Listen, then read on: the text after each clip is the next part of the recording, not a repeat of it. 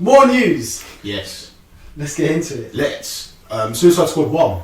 Okay. That did really well at the box office, didn't it? David Ayer directed and wrote it. Fun movie. Fun movie. Good. Well, I like it. Yeah. Passes the time. If it's on, I'll watch it. But the second one, coming out, 2019, I think it's scheduled in, penciled in for at the moment. Doesn't have a director at the moment. Or a writer. Well, it does have a writer, but I can't remember who he is. Mm-hmm. But the studio have pinned their flag to a gentleman, Jaime collet-serra.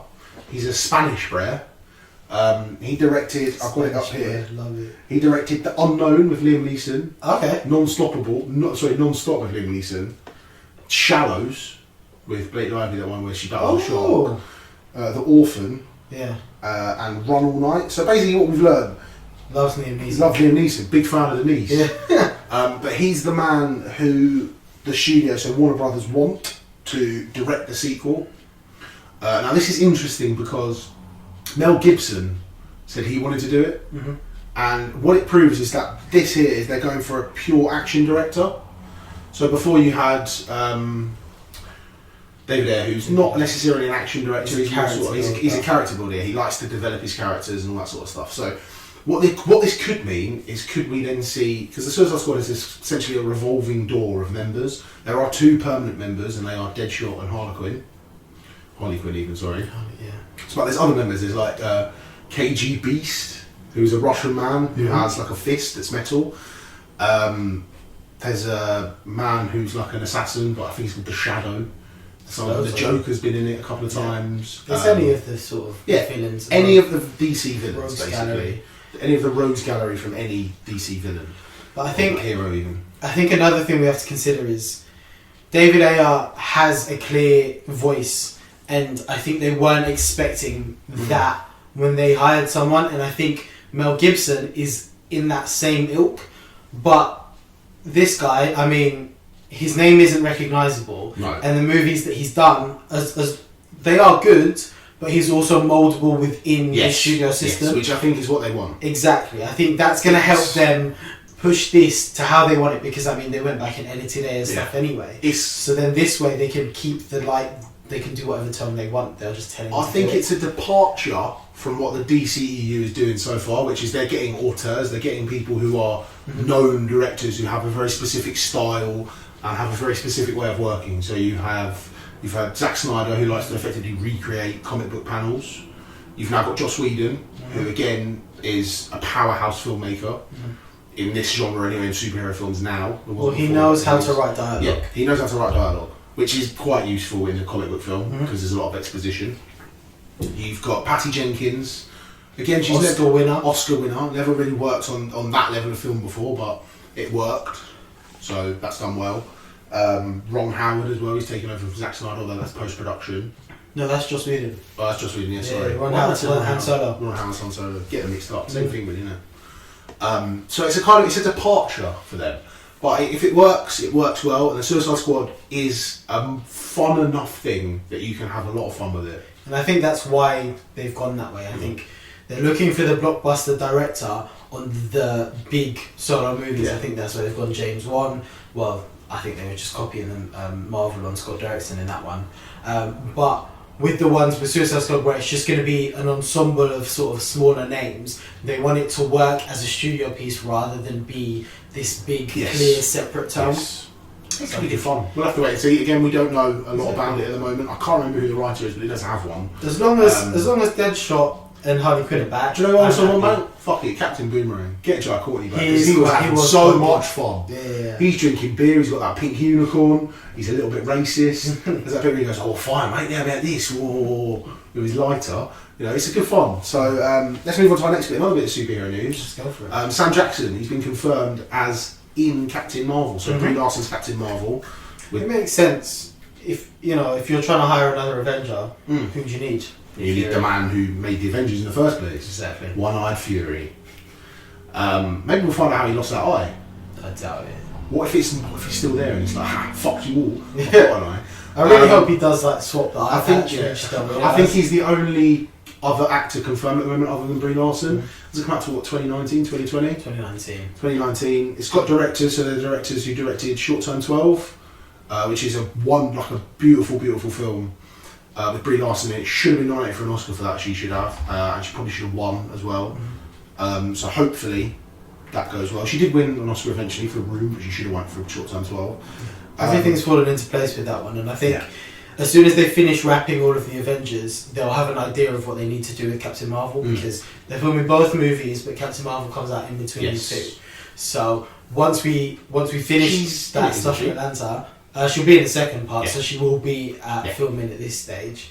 But once they've done all of that, then she can go and start doing her Captain Marvel film as well. Yes. So I'm looking forward to it. Next bit of news, TV news, but news nonetheless. True Detective, season 2 didn't really work all that well. Season 1, of course, we know pretty much established Nick Piazziolo, I think that's how you pronounce his name, the showrunner and creator of that show, but also showcased how good of an actor Woody Harrelson is, and how good of an actor Matthew McConaughey is. Cary Fukunaga. And Cary Fukunaga. As the director. Yeah. So, coming back from third season, which not a lot of people thought would happen after the second one wasn't that great. I've seen it, it really isn't that great. Vince Vaughn's good in it, Colin Farrell's good in it, but other than that, it's pretty shit. Mahershala Ali. Yeah. Do you know what? I like the way, because you're like, it's just a different accent you put on it, but you're mad at it. He is in talks at the moment to be the lead in that, and that is a very, very interesting choice for him anyway, and for Hollywood. So basically, what we've got is an Oscar winner who could do whatever he wanted, any film. When you win an Oscar, you can do whatever you want. And now he's chosen to do a 10-episode, 10-hour HBO 6-month production show, which will, if it's right and it's done well and he's good in it, will get him even more plaudits. And it will get him, and then he'll even have even greater say in what he wants to do.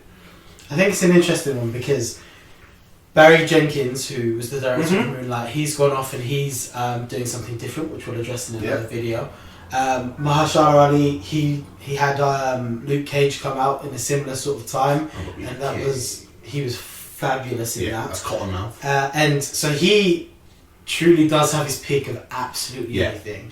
If he's considering True Detective 3, it can only mean good things because they must be focusing it around him. It must be something specifically for him. And if he's like, I mean, they still got to build the rest of it and make sure the showrunner's actually going to commit to doing all of it, because he's one of the only people who doesn't use a writer's room on TV. He'll write every episode by himself, and I think it works. I think it fell apart a little bit in the second season. Yeah, it did.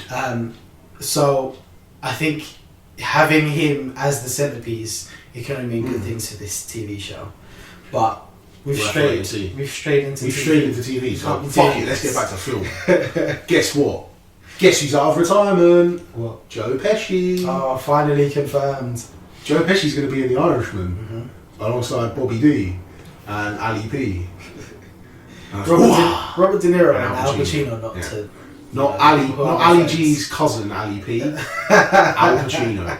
This is huge. Yeah. The last bit of acting Joe Pesci did was a Snickers commercial for the Super Bowl where he plays the idea is you're not you when you're hungry. So he plays this man's friend and this woman talks about, he goes, oh, she's not very good looking. He goes, what do you want, Marty? A hand model? And he gets really angry and then he gives him a Snickers, he turns into a black guy. It's the whole thing.